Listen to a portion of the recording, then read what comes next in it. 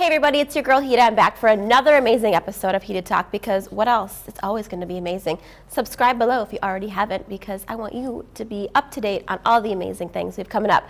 Today, however, we are on another adventure with an amazing Wonder Woman of the Twin Cities.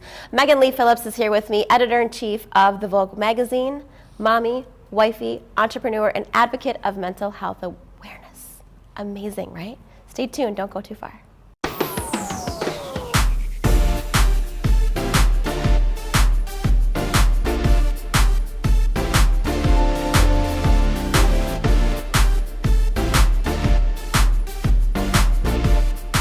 What's up, my lady? How are you? I'm good. How are you? I'm so good. I just think so highly of you because I'm going to start crying on this show. No, but we have interesting timing with like having babies and the crazy things that we're doing.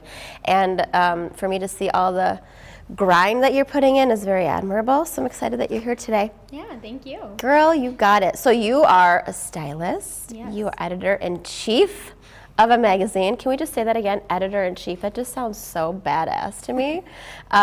You produce events. You're an advocate of mental health awareness. I mean, you know these things, so I shouldn't be telling you, but I admire it. Let's just like learn a little bit more about Meghanlee. Yeah. Your background, how you got into all this stuff. Yeah, absolutely. It all probably started, I would have to almost go like all the way back to like before I was born, if that even makes sense. It started before you were born. Yes. Okay. My biological parents, I was adopted by my grandparents because my biological parents weren't quite fit to take care of me. Okay. And I was actually a miracle baby. People didn't think I was gonna come, like survive everything because of the Really? things that my family or my biological mom was doing while she was pregnant with me. Wow. But I came out perfectly fine, and then 2 years after I was born, I was adopted by my grandparents, and we moved up here to Minnesota. And it's really funny because my parents, when they adopted me, they told me, like, let's find a spot where there's people of color so that you don't feel like we have a child of color. I live with white people, and they were like, Really? let's find a place wow. where there's people of color so she can like grow up with diversity and whatnot. And so the lawyer actually said Lakeville, Minnesota. So we moved there, and my first day of kindergarten, I was like one of two kids. That's of not the color most diverse city. in the whole class. So Interesting. I was just, it was like, well, we're too bad, we're already here. Yep. Time to move forward. So from there, elementary school was fine, it was whatever, but in middle school I started to get bullied really badly. You got bullied? Oh yeah, very bad. I mean, I just am astonished at the bullying these days, but like what kind of things, just real quick, did you get bullied on? Like what were just some I was told, hurtful things? Actually I've had quite a few boys tell me that if I was white, I would be cuter. I've been told if I had blonde hair, I would be prettier. If I had blue eyes, I'd be prettier. Like literally the epiphany, my daughter is literally the epiphany of what everyone told me I should look like. And so that kind of started a whole mental health thing right there, besides my history, because it was naturally in my roots was mental health. But you persevered. Yeah, so 6th grade was whatever, 6th grade, 7th grade, 8th grade, it was all very hard. But in 8th grade, I met this boy who I thought was the love of my life. And we dated on and off for like 6 years. Seriously? Yeah.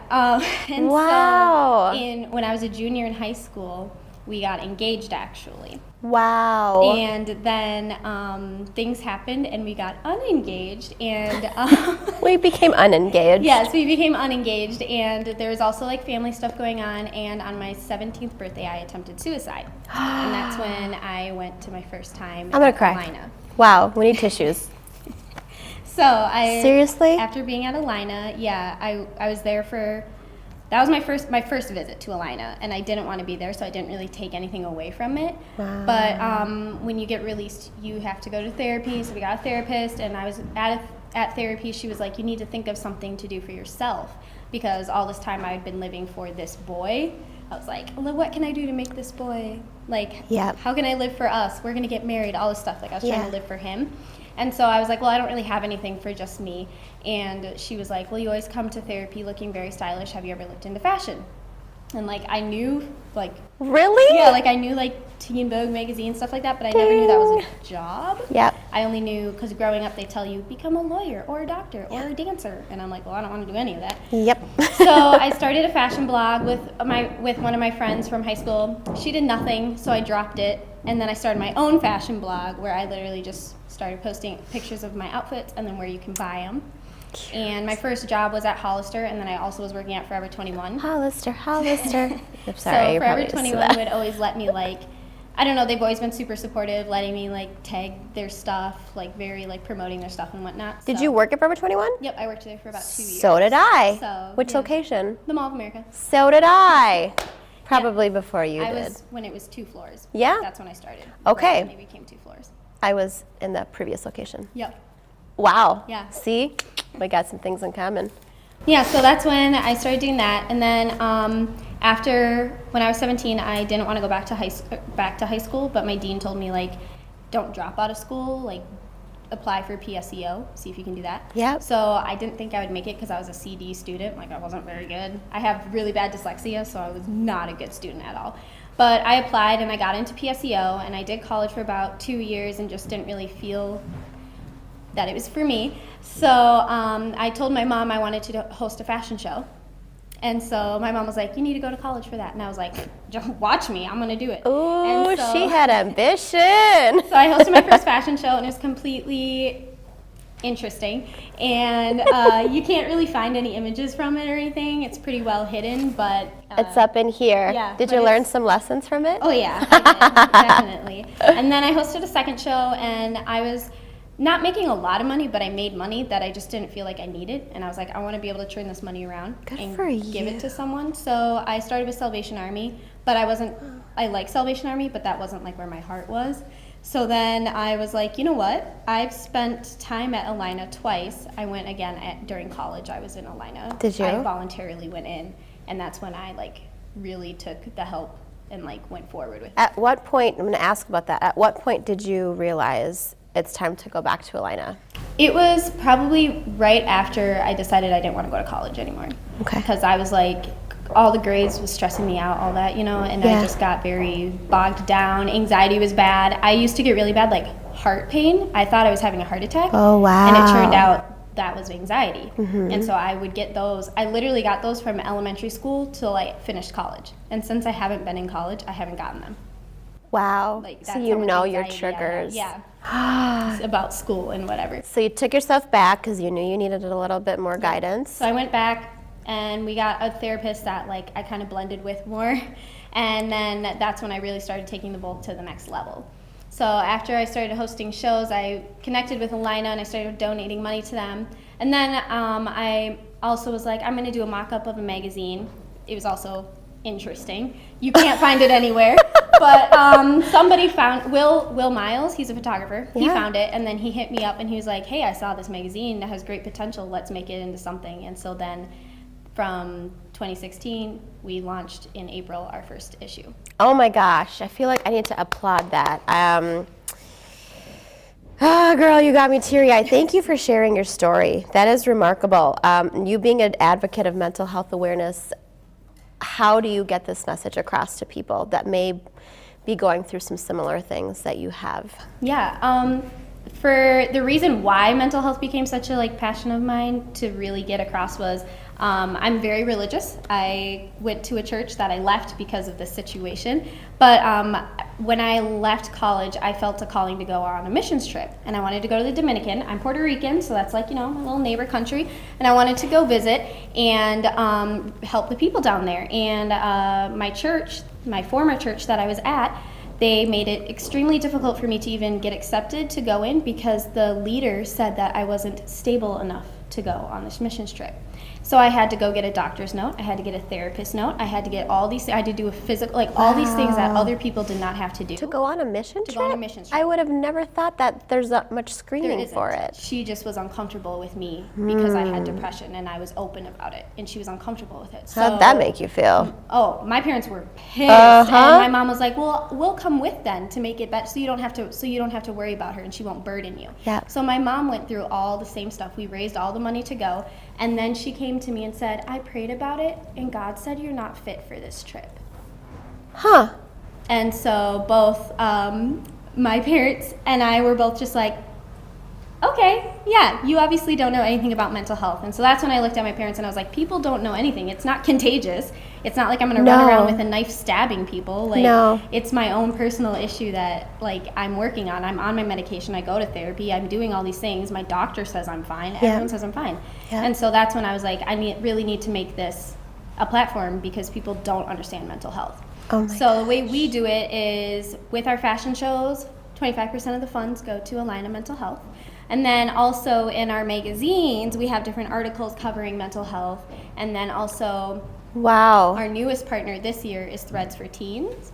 And we think that's very important because teenage girls, that's where they struggle the most, is their self-image, which then goes into your mental health, because if you don't feel you look good, you're not going to feel good, which is the whole quote of look good, feel good, do good. It's something I live by a lot lately, and I didn't realize that until I turned 33. Yeah. Which I realized that something wasn't right. Like just through like presentations and events, but I didn't translate that to lack of confidence because hair, makeup, wardrobe was not on point, as they say. It didn't even need to be that, just feel confident. That's amazing that translates now we're so much with people. Doing a show for them. In the spring, we'll be doing a show for them, and then that'll be a reoccurring thing going on through the year. Oh, I love the way that you guys have that formulated. So the Volk Magazine is, talk a little bit about a snippet of like what people can expect if they pick up one of these. You can find, it's split into 3 sections, Fierce, Fashion, and You. In the Fierce section, you'll find the latest trends, beauty articles, anything along those lines. In the Fashion section, self-explanatory, it's fashion.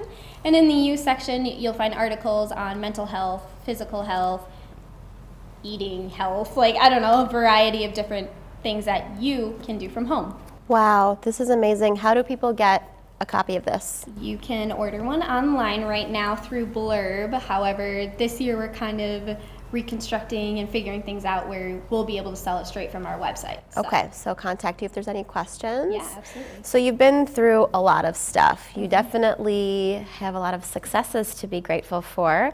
What is one thing that you are just so grateful for that you've accomplished? Like, what's your most proudest moment? I think it was after I did an Alice in Wonderland show before the magazine came out, and we had speakers covering different topics of mental health. We had someone covering BPD, borderline personality disorder. We had bulimia, anorexia, depression, anxiety, bipolar, like a variety. And at the end of that show, my inbox flooded with people being like, I feel confident, I can like talk about this, I don't feel so alone, I'm not the only one struggling with these things. And I was like, good, that was the point of this, so thank you. That felt really good to just get that message across and to be a voice and then have people receive it. I think that's so validating, I think, to women as well. We could sit here and talk all day. I guess I only got a couple more questions I can ask at this point, but how does diversity and inclusion play a factor into your work? I would definitely say for diversity, it's literally anyone can struggle with mental health. For our fall issue, we're going to have an awesome cover of a model that I'm personally a huge fan of, and like his story of mental health and whatnot. But it's like doesn't matter what ethnicity, doesn't matter your gender, sexual preference, like mental health can attack you from any angle or aspect. Oh my gosh. And so making sure that there's a diversified group of talent in our magazine is important, because we want it to be seen that yes, we notice everyone and anyone can be affected. Yeah. So it takes a lot, obviously, to run a show. You have a husband who's amazing. You have a baby who's so cute. Yes. As a mom and a businesswoman, what was one thing that you were like, man, I didn't really realize this was going to be this tricky? I work from home, so trying to work from home with a toddler running around yelling, mom, mom, mom, mom, mom, mom, mom, literally all day is just great. And juggling all that. Oh, yeah. You were talking about how your mind just doesn't really turn off. You're always on business mode. But how do you take me time when you feel like, okay, I'm a little bit stressed out right now? Usually Matt and I will just Netflix and chill. I'm just kidding, not that way. You had to say that, right? Yes. Netflix, I'm going to tag you on this.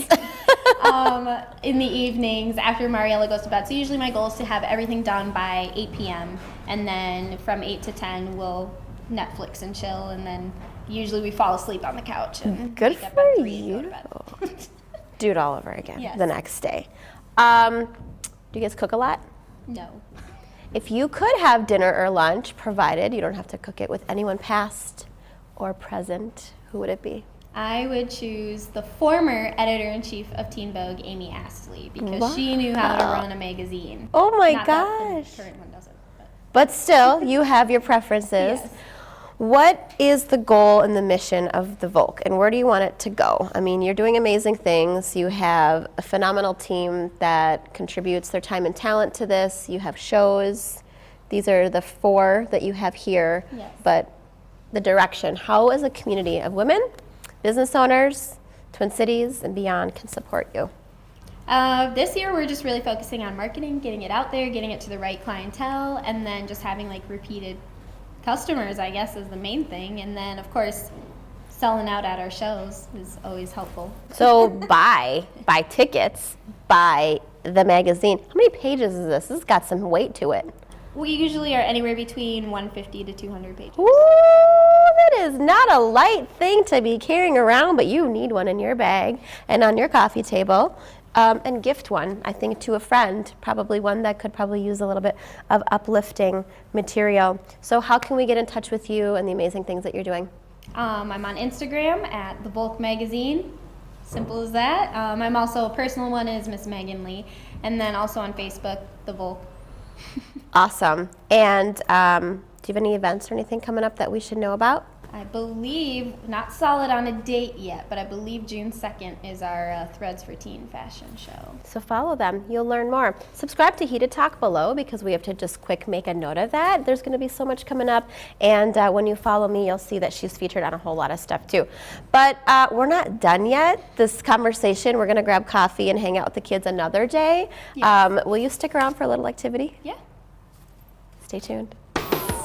Okay, so we're going to embrace your Puerto Rican side. Is that cool? That's cool. I'm saying we have to bring out a little bit of moves. So I think we're gonna play a little famous song called Despacito, and I'm just gonna let you run the show. Mariela may or may not be in this. Yes. I don't know. She may come back. Come here, Mama. Come here. Here, let's do this. Let's start. If you got any moves, I'm gonna follow your lead. What you got? Can you dance? Throw the hips in there. She's like, ooh. She can dance. She'll dance. All right, girl. I'm following you. What are we doing? Okay. A little shoulder sway. She's getting the booty in there. There we go. Yes, I'm going to do what she's doing. We're following Mariela's lead right now. There we go. Oh, hand, whatever that is. See, baby's got this. So do you ever go salsa dancing, or do you ever go out? No, Matt can't dance. Just call on me. We'll leave the boys at home. All right, so we could do this. I'm going to stop. That is a cue. That is a cue to stop. She's done. She left. Because it's time for HitaTalk Trivia. Okay. Are you ready to roll with some trivia? Sure. Okay, so there's a common theme with all this. It's not dancing related, but I think you're going to find the commonality. All right, question number 1. Do you want to answer these two? In German, this term refers to people. Volk. Volk. Kind of easy. Okay, question 2. This is a mountain-like mass filled with hot liquid waiting to erupt. A volcano? A volcano. Oh, got it. And this is the make of a European car. Wagon? What? This is the Volkswagen. The Got it. Volkswagen. So that's just it. A couple of basic questions. Get it? Volcano, Got it. Volkswagen. Yes. That's all. My name's super German. But I embrace it. I love it. There you have it, ladies and gentlemen. Meghanlee Phillips of the Volk Magazine. Subscribe, follow her, follow HitaTalk, and get to know this lady and all the amazing work she's doing. Until then, we'll see you next time.